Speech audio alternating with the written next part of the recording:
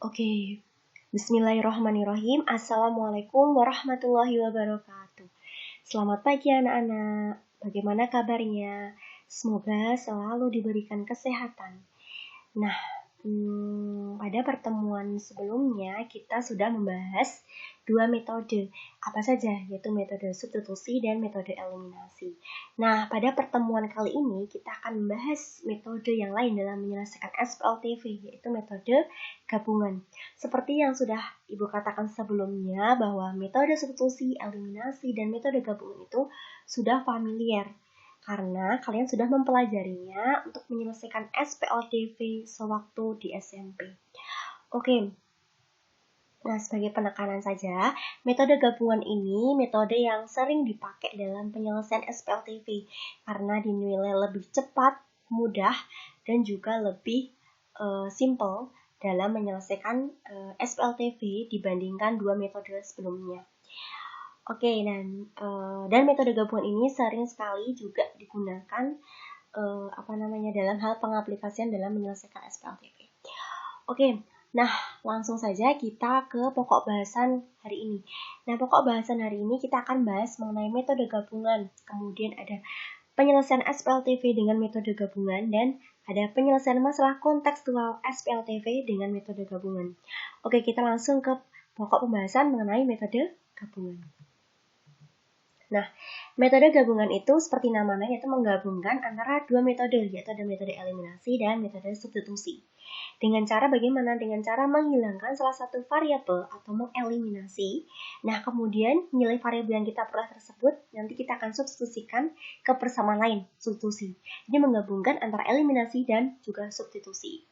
Nah, langkah penyelesaiannya itu ada 4. Yang pertama, kita mengeliminasi salah satu variabel X atau Y atau Z, ya.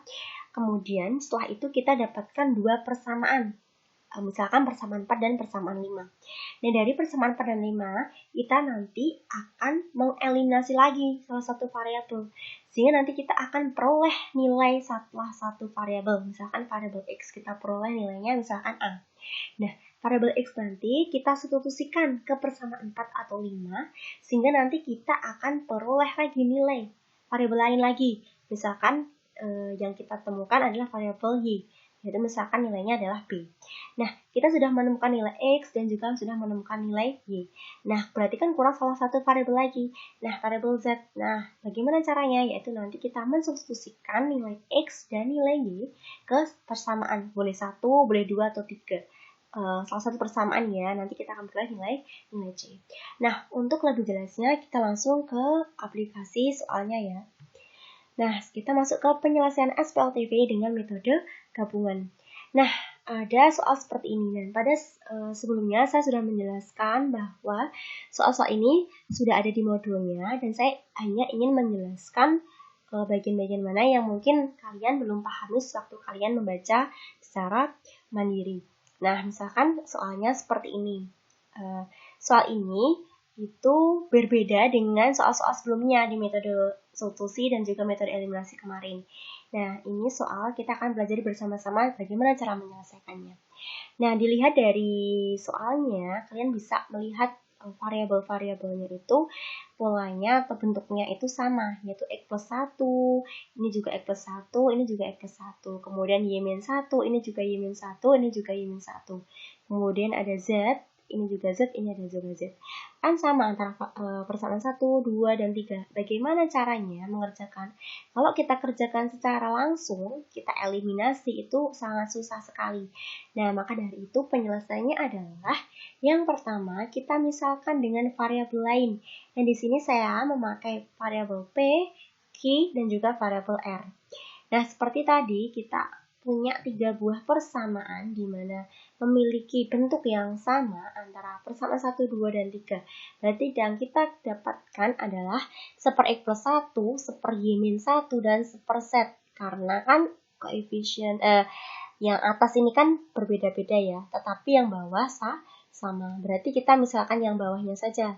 Misalkan P sama dengan 1 per X plus 1, Q itu 1 per Y min 1, dan R 1 per Z. Sehingga dari 3 persamaan nanti kita peroleh, di persamaan 1 ini harusnya 8 per Z ya. Jadi kita peroleh nanti 6 dikalikan 1 per X plus 1 kan, berarti 6 dikalikan dengan P. Ditambah 2 dikalikan dengan Q, dan dikurangi 8 dikalikan dengan R. Itu sama dengan 1. Begitu juga dengan persamaan 2 dan juga persamaan 3. Sehingga kita peroleh bentuk persamaan ini. Nah, bentuk ini itu kan sudah sering kita gunakan dan ini lebih mudah dibanding kita langsung menyelesaikan dengan ini kan. Nah, dari sini kita selesaikan seperti biasa dengan menggunakan metode gabungan. Yang pertama langkahnya adalah mengeliminasi P dari persamaan 1 dan 2. Seperti yang sudah saya katakan sebelumnya, tidak harus persamaan 1 dan 2. Boleh persamaan 1 dan 3 atau 2 dan 3. Nah, di sini 1 dan 2. Berarti kita peroleh, kita lihat kalau kita mengeliminasi P berarti kita lihat variabel P. Oh, ternyata koefisien dari variabel P itu berbeda, berarti kita samakan kayak seperti pada pertemuan minggu lalu yang eliminasi. Kita samakan, kita kurangkan sehingga kita peroleh 14Q min 16R sama dengan 3. Kita peroleh persamaan baru yaitu persamaan yang mengandung dua buah variabel kan, SPLDW. Kita menamakan persamaan 4. Kemudian langkah ketiga adalah kita mengeliminasi P lagi. Kan kalau kita butuh satu persamaan lagi yang mengandung dua buah persamaan. Kita eliminasi di 2 dan 3 ya. Boleh di 1 dan 3 juga boleh. Kita eliminasi di 2 dan 3. Nah, kita lihat variabel P. Kita samakan lagi. Nah, kebetulan kita kurangkan ternyata R-nya juga habis nilainya. Sehingga kita langsung peroleh nilai Q sama dengan setengah. Berarti kita boleh langsung mensubstitusikan Q ke dalam persamaan 4 tadi. Ya kan? Nanti kita akan peroleh nilai R. Kita substitusikan Q sama dengan setengah, sehingga nanti kita peroleh min 16R sama dengan negatif 4, berarti R sama dengan 1/4. Kita sudah peroleh nilai Q, sudah peroleh nilai R, berarti kurang salah satu variabel lagi, yaitu nilai P. Kita cari dengan mensubstitusikan Q dan R ke salah satu persamaan. Boleh ke persamaan 1 boleh. Jadi boleh ke persamaan ini boleh, ini juga boleh. Nah, kita ke substitusikan persamaan 1, nanti kita akan peroleh nilai P. Dengan mensubstitusikan Q dan juga R. Ketemu P-nya sepertiga. Apakah sudah selesai? Belum, karena yang akan kita carikan bukan P, bukan Q, bukan R. Tapi apa? Yang akan kita cari adalah variabel X, Y, dan Z. Jadi perhatikan ya, kadang ada yang sudah sampai sini, tetapi ini belum selesai. Karena yang akan kita cari adalah variabel X, Y, dan Z. Oke, paham? Nah, langkah selanjutnya adalah kita mencari variabel X, Y, dan Z dari P, Q, dan R. Awal tadi kan kita sudah memisahkan. P kan sama dengan 1 per X plus 1. Nah, kita sudah ketemukan nilai P, berarti tinggal kita masukkan 1/3 sama dengan 1 per X plus 1. Kita kalikan silang. Berarti kita temukan X plus 1 sama dengan 3. Berarti X sama dengan 3 dikurangi 1, 2. Nah, kita sudah menemukan nilai X. Oke, sekarang nilai Y. Sama seperti dengan nilai P tadi, kan kita misalkan di awal tadi Q sama dengan 1 per Y min 1. Kita masukkan nilai Q setengah sama dengan 1 per Y min 1. Kita kalikan silang, sehingga nanti kita temukan Y-nya sama dengan 3. Begitu juga dengan nilai Z, kita temukan Z sama dengan 4. Oke, kita sudah temu X, Y, dan Z. Berarti sudah, karena soalnya tadi kita disuruh penyelesaiannya X, Y, Z, berarti kita temukan bahwa himpunan penyelesaian dari sistem persamaan tadi adalah 2, 3, dan 4. Oke, paham sampai sini? Nah, perlu penekanan lagi, hati-hati ya, kalau karena yang soalnya tadi kan yang diketahui apa? Ini, bentuknya adalah X, Y, dan Z. Berarti nanti kita juga himpunan penyelesaiannya bentuknya juga X, Y, dan juga Z. Jadi kalau masih bentuknya P, Q, R, hati-hati. Dicari lagi bentuk X, Y, Z-nya ya. Oke, sampai sini kita ke bentuk soal nomor 2 atau B. Di sini juga tidak seperti biasanya ya, ada pecahannya. Jadi tidak seperti bentuk umum pada SPLTV biasanya. Oke, bagaimana penyelesaiannya masalah ini? Ini kan nggak seperti tadi kan punya pola yang sama ya, atau bentuk yang sama. Ini beda. Oke, ini dari sini. Nah, kita langkah pertamanya adalah semua konstanta pada sistem persamaan tersebut diubah menjadi bilangan bulat. Ya, karena ini masih pecahan. Jadi bagaimana biar tiganya itu hilang atau tidak menjadi pecahan, maka harus dikalikan 3. Hati-hati, kalau ruas kiri dikalikan 3, berarti ruas kanan juga harus dikalikan 3. Kita kalikan 3 semua, nanti kita peroleh X plus 2Y min 6Z sama dengan 12. Kita peroleh persamaan 1. Persamaan 2 bagaimana? Berarti dikalikan berapa? Karena penyebutnya itu 7, berarti dikalikan dengan 7 semua. Kita peroleh 21X ditambah 3Y min 2Z sama dengan 2 min 28. Begitu juga dengan persamaan 3, kita kalikan 5, sehingga kita peroleh 2X plus Z plus 20Y sama dengan 75. Sehingga kita peroleh 3 buah persamaan. Oh iya, bentuk umumnya sudah seperti pada biasanya, sehingga dapat kita selesaikan dengan menggunakan metode gabungan. Sama. Nah, sama langkah-langkahnya, yaitu eliminasi variabel Z dari persamaan 1 dan 2, dan 2 dan 3. Boleh 1 dan 3, 2 dan 3, atau 1 dan 2, dan 1 dan 3 itu boleh. Kalian boleh memilih. Nah, kita dapatkan persamaan, 2 buah persamaan, seperti biasanya. Dan 2 buah persamaan nanti kita eliminasi lagi, terserah. Kalian boleh mengeliminasi variabel Y dulu boleh, X dulu boleh. Di sini saya mengeliminasi variabel Y sehingga saya dapatkan nilai X. Kalau kalian mengeliminasi variabel X, berarti nanti kalian dapatkan variabel Y. Di sini X sama dengan negatif 2. Oke, kita sudah dapatkan X sama dengan negatif 2. Kita bisa substitusikan ke persamaan 4 boleh, persamaan 5 juga boleh. Nanti kita akan temukan nilai Y. Nah, di sini saya substitusikan ke persamaan 4. Nanti diperoleh nilai Y sama dengan 4.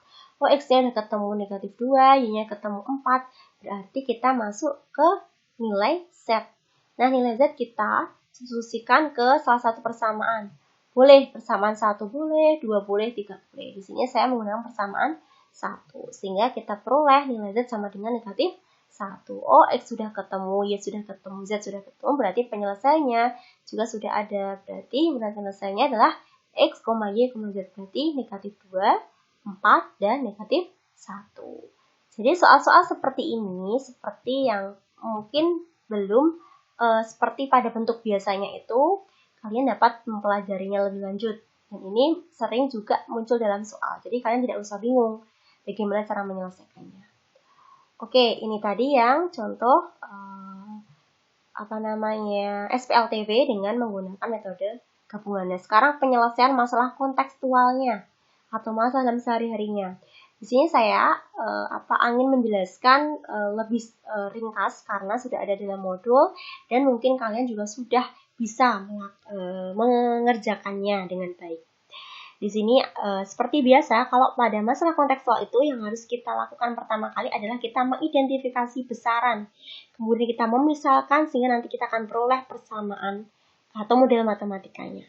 Dari model matematika ini nanti kita akan selesaikan sehingga kita nanti ketemukan nilai variabel yang akan kita ketahui atau nilai dari masalah yang akan kita cari. Oke. Sama seperti tadi, kita mengeliminasi variabel, boleh persamaan 1 dan 2 boleh, 1 dan 3 boleh. Kita dapatkan nanti 2 buah persamaannya mengandung 2 buah variabel. Kita eliminasi lagi. Di sini saya mengeliminasi variabel Y sehingga saya dapatkan variabel X. Kemudian kita substitusikan variabel X tadi ke persamaan, boleh persamaan 4 boleh, 5 juga boleh. Oke. Nah, di sini tadi saya mensubstitusikan ke persamaan 4. Kita peroleh nilai Y. Y-nya 100. Kemudian setelah itu kita cari variabel Z-nya. Z-nya 900. Oh, berarti sudah kita dapatkan bahwa kita hati-hati. X itu tadi apa? Kita misalkan X tadi adalah X tadi itu harga sebuah buku tulis. Berarti nanti bentuknya adalah harga sebuah buku tulis, bukan X lagi. Jadi dengan metode gabungan diperoleh harga sebuah buku tulis ada Rp1.400, kemudian harga sebuah pensil atau Y 1.000 dan harga sebuah penghapus Tadi kan variabel Z sama dengan 900 rupiah. Nah, begitu penyelesaian masalah kontekstual. Untuk yang lainnya ada di modul, ada beberapa soal. Kemudian untuk penugasan hari ini, sebelum kalian mengerjakan penugasan, terlebih dahulu nanti kalian mengomentari. Nanti akan saya beri pertanyaan, 2 pertanyaan di kolom komentar. Kalian komentari pertanyaan saya dengan menjawab pertanyaan saya di kolom komentar dengan menyertakan nama, nomor absen, dan kelas. Ini wajib ya digunakan sebagai penilaian sikap. Oke, setelah kalian mengomentari di kolom komentar, kalian nanti bisa mengerjakan kuis yang kuis di ini salah ya. Nanti mengerjakan kuisnya itu di link Google Form. Nanti saya akan bagikan di description box sama yang ada di WhatsApp group. Jadi nanti mengerjakan itu, nanti saya batasi itu pengisian kuisnya itu ada 5 soal. Terus nanti pilihan ganda, dan nanti saya batasi pengisiannya sampai jam 8 malam. Dan kalau ada materi atau kendala yang ingin ditanyakan, boleh chat ke nomor saya. Jangan sungkan ya untuk bertanya. Oke, terima kasih hari ini. Sampai bertemu dengan pertemuan selanjutnya. Ibu harap kalian semangat belajar dan juga menjaga kesehatan. Dan di era pandemi ini, tetap di rumah jika tidak ada berkepentingan dan jangan lupa untuk memakai masker. Terima kasih. Assalamualaikum warahmatullahi wabarakatuh.